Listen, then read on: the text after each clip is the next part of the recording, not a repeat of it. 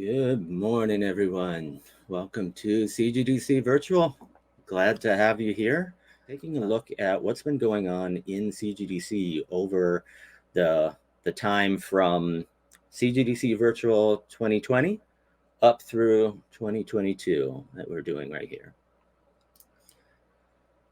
So a few things here. Let's talk about what's our CGDC board look like right now. Welcome the new members. Talk about our new website launch and share what's going on there. Talk about our Sage groups, our community game, and our speed games that have been going on, just to give you a picture of what's going on in the life of CGDC's community.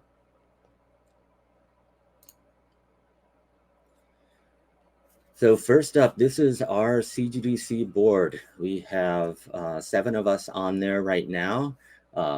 Tim, of course, is our perpetual member and founder, but we have Amy Green, Michael Perigo, Brock Henderson.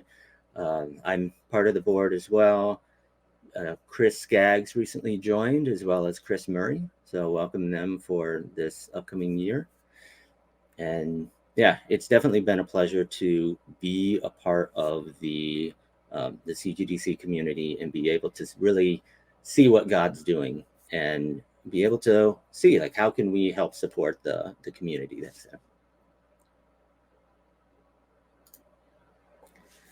Second off, a big shout out to Michael Perigo for his help in launching our updated website for CGDC. This has been a big endeavor that he's been very involved in and helping to get us to the point where we can launch in a good state. We have information at the top that you can check out on the website, announcements that are made, like especially if you've been seeing what's posted on the Facebook groups or on Discord, it's usually originating from a link in our announcements on the website. So if you really want to see what's going on in the life of CGDC, check out our website for announcements. And there's a lot of more potential that we're going to be bringing in here. We want to increase blog posts that we can share from members of the community. We have a number of other community features that we'll be rolling out little by little as we're getting it phased out. And yeah, if you want to check this out, I'll give a quick and easy link right here in the chat. Yeah, take a look around and check it out. Next up, I want to talk about Sage groups. This is something that I'm helping coordinate.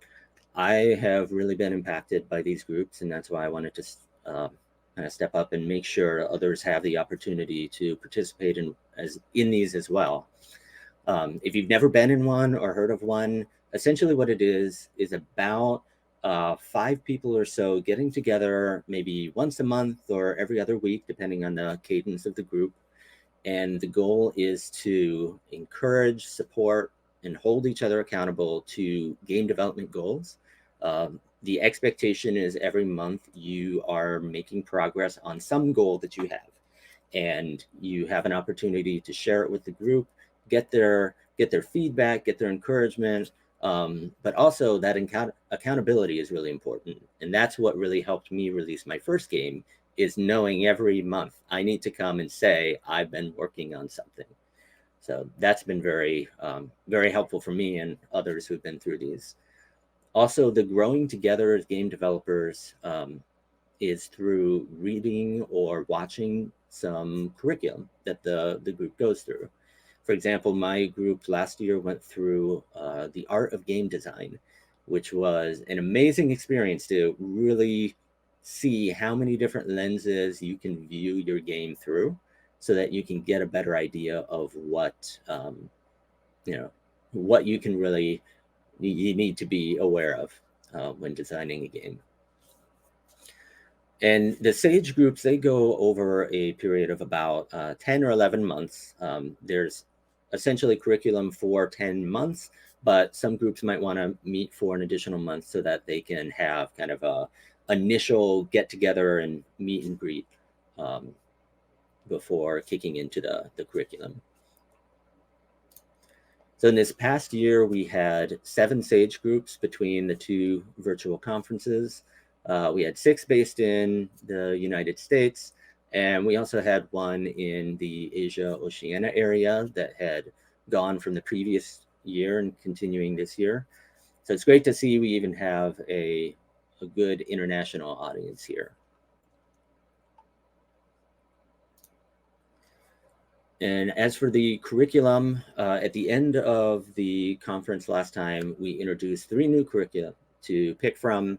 One is Adorning the Dark, which is about kind of community and God's calling in your work. There's video game storytelling, which is an amazing thing for people who are not necessarily narrative designers, but they want to know a little bit about that space so that they can work even closer with a narrative designer, or at least be able to have the same vocabulary to use together.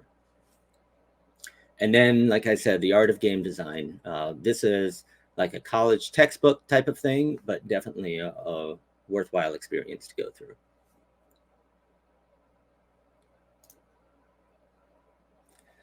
Next up, there's the community game. So if you have been following some of the things going on in the past year, there was a large number of people who were from the CGDC community who got together to build a Christian game and release it.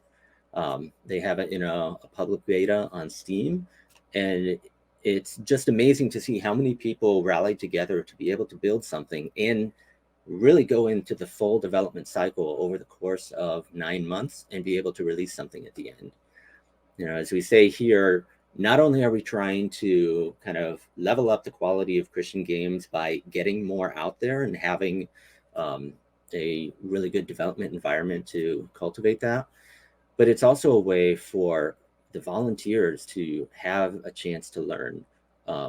Maybe they haven't had an opportunity to be in a large-scale game development team. This was a great opportunity to do that and to get a feel for what's all going on there. And definitely a shout out to Chris Murray, who has been overseeing the community games, and it's been a great experience. Just seeing everybody rally together for that. So in particular for this last year, they worked on a game called Dreams and Nightmares, and it's released on Steam. I'll show some information here in the chat. And if you want to check out the game, it is live on Steam. And additionally, you can check out the community game Discord. It's a chance to check out on what they're doing, as well as see if there's an opportunity for you to volunteer in there. So in their game, Dreams and Nightmares, this was particularly trying to have a game that had multiplayer, like networked multiplayer into it as like the basis.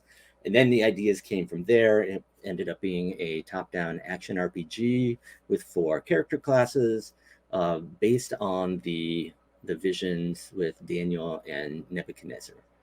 So yeah, definitely something you should check out. You go to the Steam link.